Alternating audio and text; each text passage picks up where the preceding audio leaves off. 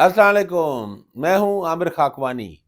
पाकिस्तान तहरीक इंसाफ को बल्ले का निशान वापस मिल गया है। इलेक्शन में 8 फरवरी के इलेक्शन में पाकिस्तान तहरीक इंसाफ बतौर पार्टी के हिस्सा लेगी। बैलेट पेपर पे इनका बल्ले का निशान मौजूद होगा। यह भी फैसला आया है पेशावर हाई कोर्ट का। पेशावर हाई कोर्ट के डिविजनल बेंच ने फैसला दिया है, बहुत ही अहम फैसला। आज की ब्लॉग में हम इस पर बात करते हैं कि इससे क्या इम्पैक्ट पड़ेगा और क्या इस पर अपील अगर सुप्रीम कोर्ट में होती है या नहीं होती, क्या ऐसे इम्कान हैं, इलेक्शन कमीशन का क्या रोल था और पेशावर हाई कोर्ट ने किस नुक्ते की बुनियाद पे, कौन से नुक्ते पे ये मामला उन्होंने फैसला सुनाया है। अच्छा देखिए, इसमें दो अहम बातें हुई हैं। पहले तो ये कि पेशावर हाई कोर्ट का ये डिविजनल बेंच है, ये सिंगल बेंच नहीं है। आपको याद होगा सिंगल बेंच ने पहले ये फैसला सुनाया था, फिर ये डिविजनल बेंच ने ये इसको सुन रहा है। डिविजनल बेंच का मतलब ये है कि अब इस पे इंट्रा कोर्ट अपील नहीं होगी, अब इस पे अपील हुई तो सुप्रीम कोर्ट में होगी।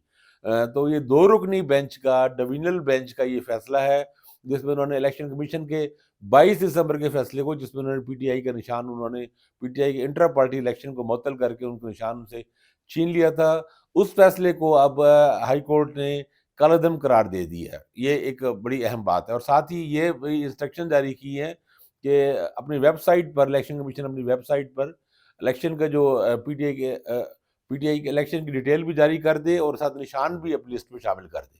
अब इस वक्त बज़ाहिर तो अब सिर्फ सुप्रीम कोर्ट में अपील ही है और ये कहा जा रहा है पीटीआई के एक नाम निहाद जो दावेदार हैं बानी रुकन होने के, अकबर एस बाबर, जो कि सच्ची बात तो ये है पिछले 10 सालों में पीटीआई के बदतरीन और शदीद तरीन दुश्मन के तौर पर सामने आए हैं। खैर वो अपने आप को चूंकि पीटीआई के नाम इस्तेमाल करते हैं और वो एक दावा करते हैं, उन्होंने कहा कि सुप्रीम कोर्ट में जाऊंगा।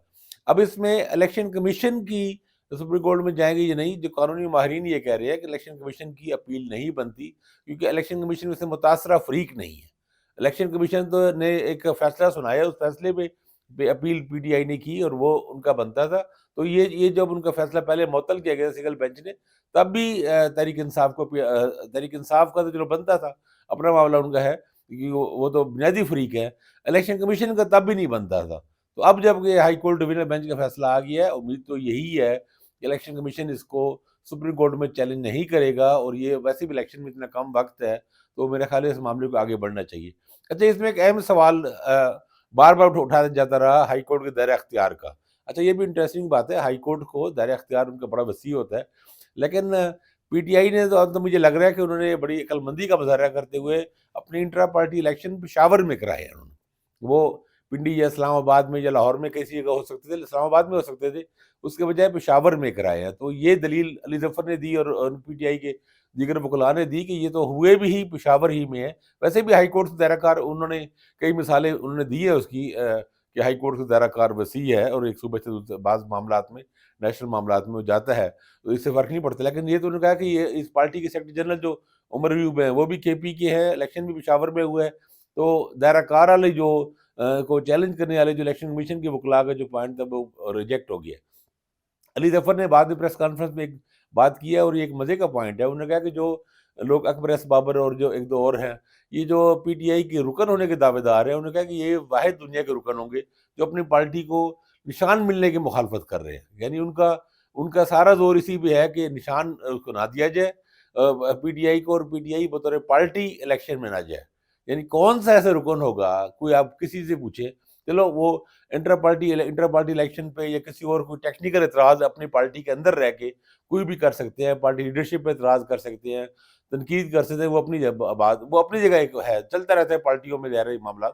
लेकिन कौन सा ऐसा पार्टी का रुकन है जो ये चाहे कि मेरी पार्टी इलेक्शन में हिस्सा ही ना ले और आज़ाद उम्मीदवार वहाँ पे खड़े हों और पार्टी को निशान ही ना मिले, जो निशान उनके पास ज़ाहिर है बहुत पुराना चला आ रहा है। तो ये बताते खुद उनकी बदनीयती और उनके तासुब और उनके जो एक ख़ास एजेंडे को ज़ाहिर करता है।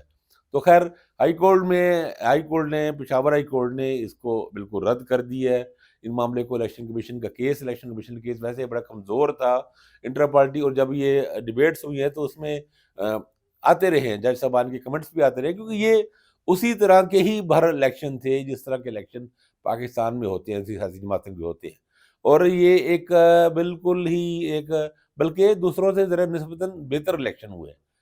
कंपैरेटिवली पीटीआई का इलेक्शन थोड़ा बेहतर होगा, लेकिन उसको जिस अंदाज में इन्होंने करने की कोशिश की है इलेक्शन कमीशन ने, और जो एक छलनी लगाई खास तौर पे وہ میرا خیال ہے ایک بالکل نامناسب تھی، اور اس کا وہ اپنے درست نتیجے پہ پہنچ گئے. اپنے منطقی انجام پہ الیکشن کمیشن کو ہزیمت اٹھانی پڑی ہائی کورٹ میں، اور یہی بنتا تھا جب وہ غلط فیصلے کرتے ہیں تو آپ کو بھی شرمندگی ہی ہوتی ہے. دیکھیں پاکستان کی تین بڑی پارٹیوں میں، بلکہ شاید سب سے اہم پارٹی کو، لیکن تین میں تو یقینی طور پر ہے مسلم لیگ نون، تحریک انصاف اور پاکستان پیپلز پارٹی. یہ تینوں ملک کی بڑی جماعتیں ہیں. 2018 میں بھی ان کی پریزنس تھی، سب سے زیادہ تھی، اور بلکہ 2013 میں بھی ان کی اہمیت تھی. تو ان تین پارٹیوں میں سے ایک بڑی پارٹی اگر الیکشن میں ہو ہی نہ، اس کا نشان ہی نہ ہو، اس کے پارٹی کے لوگوں کو آزاد لڑنا پڑے، تو سیاسی نظام پر کتنا بڑا اس پہ سوال نشان کھڑا ہو جائے گا. تو یہ بہت اچھی بات ہے، عدلیہ نے ایک ریلیف دیا ہے اور ایک سیاسی نظام کی کریڈیبلٹی بنانے کی کوشش کی ہے.